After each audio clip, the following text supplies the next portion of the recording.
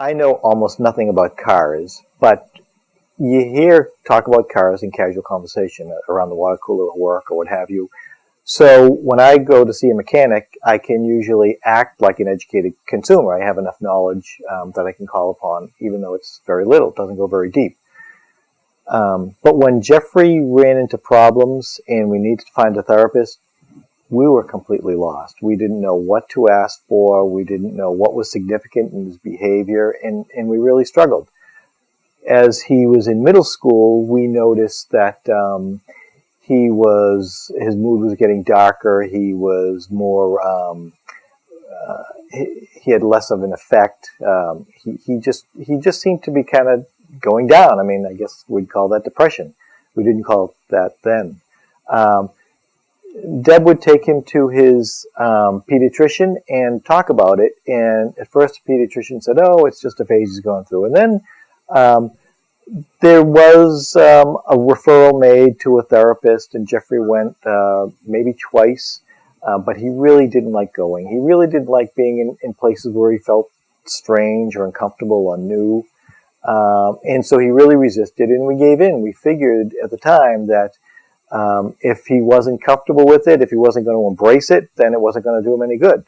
I think in hindsight, we should have gone out and gotten more referrals and tried to find a better match for Jeff, and just let him know that this was important.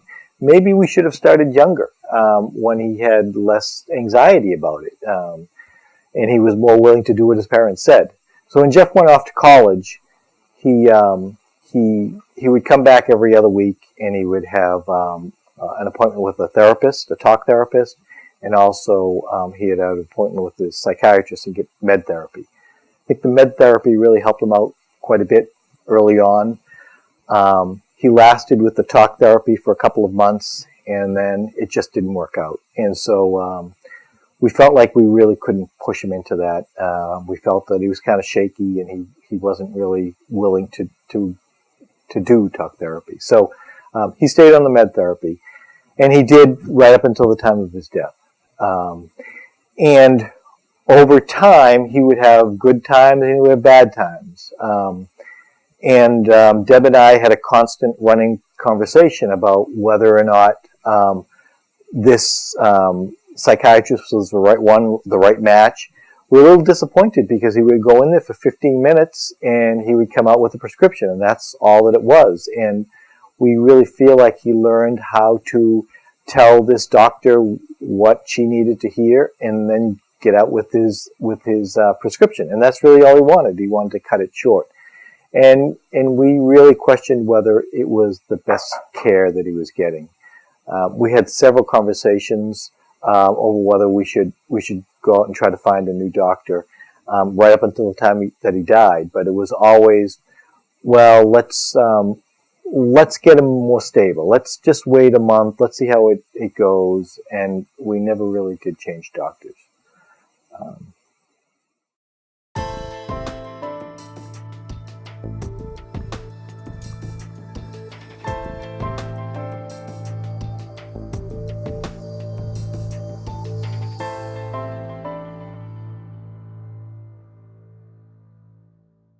So some of the parents would ask me, what is the worst that could happen if we don't treat depression?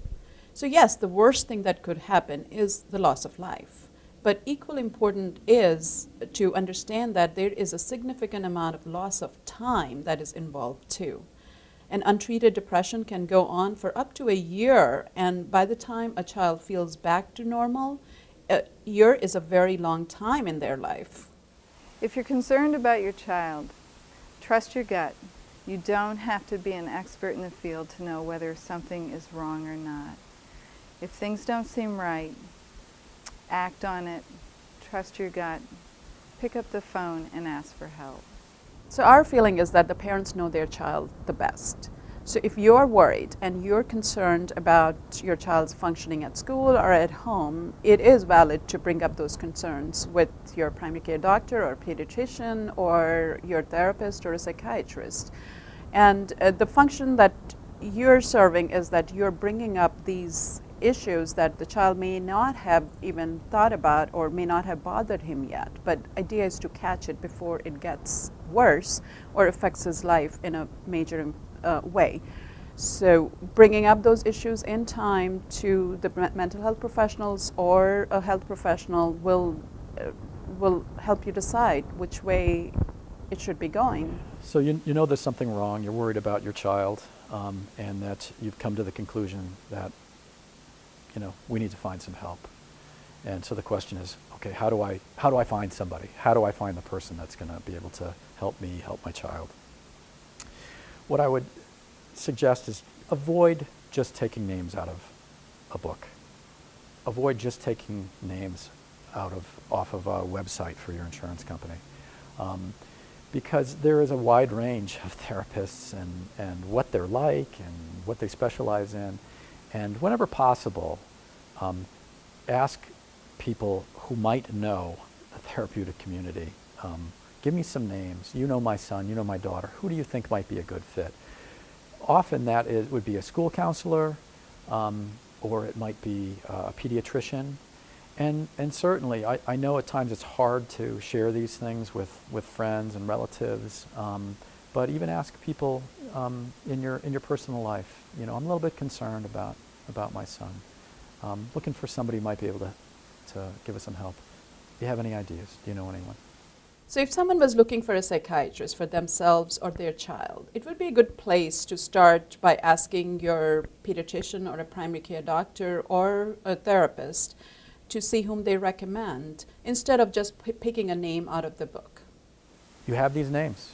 You have these people that you're going to contact, therapists, social workers, counselors, psychologists, and you are so worried about your child that you're feeling like, I'll do anything, I'll go anywhere, I just want my child to get help. And that's a common and an appropriate feeling for you to have when you're feeling like you're in crisis and you're so concerned about your child. That being said, it can be expensive, and that 20-minute drive can feel like a long drive once soccer practices start and such, and especially when you're a little bit out of the crisis and things are starting to feel better. So I really strongly suggest, you've got these names, the next step would be to contact your insurance company, look at that website, and see who is it that's on this list that I've been given from my pediatrician, from my child's school guidance counselor. And as best you can, try to pick names that will be covered by your insurance. So you know that there's something wrong, and you want to reach out, or you know you need to reach out and for help. And basically, it's about, I think that a logical first step is finding a counselor or a therapist. And whether you start with the school counselor and they help connect you to an independent practitioner, or you seek one out on your own, it's an important next step to take to sort of get a sense of what the scope of the problem is. But in that process, it's really important for parents and young people to know that effective psychotherapy is based on the relationship, based on a trusting relationship. So if you get in there, and I think you can tell in the first minutes of a conversation with somebody whether you trust them or not. You may not know that you trust them with everything that you need to share, but you probably would know that you don't. And so if you find yourself in a situation where you just know you're not going to talk to that person, then don't settle. And it's important for parents to know that this is what we say to people who are seeking out therapy, because it's not that they're resistant to getting help at that point. It's that it's important to find a good match, find someone that you feel like you can trust and work with. Just because you've managed to get an appointment with a therapist or counselor, and that therapist or counselor is a name that you got from somebody you trust, and that therapist or counselor takes your insurance, doesn't guarantee that that's going to be the right counselor for you. And of all of these other steps, getting names, making sure the insurance will cover this for you, All of those things are important, but the most important piece of all of this is fit. And I'm often surprised by people who will try on 20 pairs of shoes. You know, how many pants or dresses or what have you, tend to accept the first counselor or therapist that they connect with. And I think it's really important to insist on there being a right fit. Now the question is, how do you know it's the right fit? In my experience, particularly with young people, they usually know pretty early on whether this is somebody who they're going to be able to connect with. Now I refer all the time. I refer kids to therapists that I know all the time. And sometimes I think, boy, I know exactly, this is the right fit, and this is really going to work. And sometimes it doesn't. It's hard to predict, but kids usually know. And so kids should absolutely hold out for the right fit. And parents should make sure they're asking that question. Don't tell me what you talked about, but did it feel right to you? Do you feel like you could trust that person? And I know you just started, so you're not going to pour your guts out right away, but do you feel like you could learn to trust that person?